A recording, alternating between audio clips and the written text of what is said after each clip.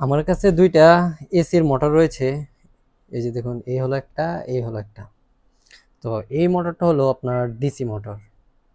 এই যে দেখুন, এখানে লেখা আছে ডিসি 50 ওয়াটের, আপনার 310 ভোল্টের। এই যে দেখুন, 310 ভোল্টের আর কি, আর 50 ওয়াটের। তো সাধারণত আমরা যারা এসি টেকনিশিয়ান আছি, যারা মানে কাজ করে, তো আমরা যখন একটা এসিতে যাই দেখি যে ব্লোয়ার ফ্যান চলে না, তখন আমরা ব্লোয়ারটা একটু হাতে চালাই, দেখি যে অনেক জ্যাম হয়ে থাকে।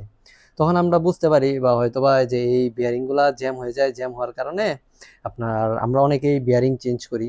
যেমন আমি নিজেও প্রথম প্রথম অনেক বিয়ারিং চেঞ্জ করতাম, হয়ে যেত। তো আবার অনেকগুলো দেখা যেত কি বিয়ারিং চেঞ্জ করার পরও আপনার একটু পরে আবার ইরর চলে আসে। তো এখন যেহেতু এইগুলা ডিসি মোটর, তো পিসি যেহেতু ভিতরে একটা পিসিবি রয়েছে, মানে এই পিসিবি গুলা অনেকেই আবার দেখি মানে আপনার রিপেয়ার করে। যারা ইন্ডিয়ান ব্লগার আছে, ইন্ডিয়ান যারা টিউটোরিয়াল ভিডিওগুলো দেয়, ওইগুলা দেখি যে অনেকেই ঠিক করে। তো এখন যারা বাংলাদেশে থাকে, বাংলাদেশি কারোর ভিডিও আমি ওইরকম দেখি নাই যে আসলে এগুলা কি প্রবলেম হতে পারে। মানে ধরেন যতগুলাই আমি পাইছি না কেন, হয়তোবা কিছু কিছুতে আপনার বিয়ারিং গুলা চেঞ্জ করে দিলে হয়ে যায়, চলতেছে। কিন্তু বেশিরভাগ সময় যে আপনার কিছুক্ষণ চলে, চলার পর আবার ইরর কোড চলে আসে। তাহলে ওইগুলাতে মানে কি প্রবলেম হতে পারে, যে কোন জায়গাতে প্রবলেম হতে পারে, যারা আসলে ইলেকট্রনিক্স নিয়ে কাজ করেন তারা তো খুব সহজে এগুলা ডিটেক্ট করতে পারেন। যেহেতু আমরা ইলেকট্রনিক্স নিয়ে আসলে কাজ শিখি নাই, সে কারণে আমাদের ওই রকম ধারণা নাই। আবার যারা করতেছে আস্তে আস্তে আস্তে আস্তে, যাদের অভিজ্ঞতা বেশি, তারা দেখা যায় আবার কিছু কিছু পিসিবিও করতে পারে। তো যাই হোক, এটা হলো আপনার ডিসি।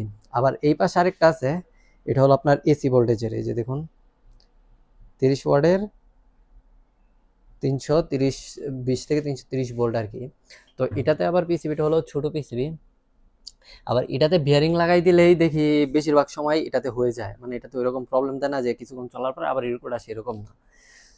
তো যারা আসলে আমার ভিডিও দেখেন, অনেকে দেখি ইলেকট্রনিক্স সাইড নিয়ে অনেকে ভালো কাজ করেন, ওই লোকগুলো আমার ভিডিওগুলো দেখেন। তো অবশ্যই ভাই একটু কমেন্ট করে জানাবেন। কারণ মানুষ তো আর এরকম না যে সেই সবকিছু শিখে গেছে বা সেই সবকিছু জানা গেছে। কারণ মানুষ টেকনিক্যাল লাইনগুলোই এরকম, যে শুরু থেকে নিয়ে যে যত বছরই কাজ করুক না কেন, তাকে নিত্য নতুন কাজ দেখতে হয়, অভিজ্ঞতার শিকার হতে হয়। যে একজন মানুষ যে বলবে যে না সে সব কাজ পারে, এটা কখনোই সে বলতে পারবে না। কারণ দিন যত যাচ্ছে ততই আপডেট হচ্ছে। কারণ আগে এসি ভোল্টেজে ছিল, যার কারণে টেকনিশিয়ানদের কাজগুলো সহজ থাকতো। এরকম ক্যাপাসিটারের মাঝে মানে ফ্যান মোটরগুলো চেক দিতাম আমরা, বা যারা আগে কাজ করতো তারা সকলে এই ক্যাপাসিটারগুলোতে ফ্যান মোটরগুলো চেক দিতাম, বা ওই ওই সমস্ত কয়েলগুলো আবার অনেকে বাঁধতে পারতো। কিন্তু বর্তমানে যেহেতু ডিসি চলে আসছে, কারণ ডিসি আসার কারণেই টেকনিশিয়ানদের যত প্রবলেম।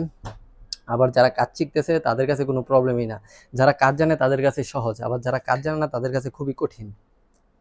তো মানে বিদেশে এই কাজগুলা খুব কমই করা হয়, কারণ এগুলা মানুষ মানে প্রবাসী আর কি, যে কেউ যায় ঝামেলার মাঝে যাইতে চায় না। কারণ কাস্টমার টাকা দিবে, আমার কাজের এত টাকা, তো অযথা এগুলা মানে ঠিক করার কি দরকার।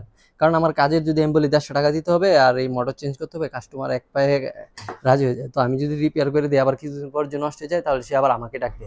কারণ এই কমপ্লেনের কাজের জন্য প্রবাসে বেশিরভাগ সময় যে প্রবলেমটা ধরতে পারলেই যে বলে যে এটা চেঞ্জ করে দিতে হবে। কারণ এখানে বেশি খুব কম সময় রিপেয়ার হয়। রিপেয়ার কোনগুলো হয়, যে এই মোটরটা আমি খুঁজে পাইতাছি না, তখন মানুষ খুঁজে যে এটাকে আমি রিপেয়ার করব। এ হলো বিদেশি কাজের একটা ধারণা আর কি। তো সকলে ভালো থাকবেন। আমি আছি সৌদি আরব হাইল থেকে, কে কোন যা থেকে আমার ভিডিওগুলো দেখেন অবশ্যই কমেন্ট করে জানাবেন।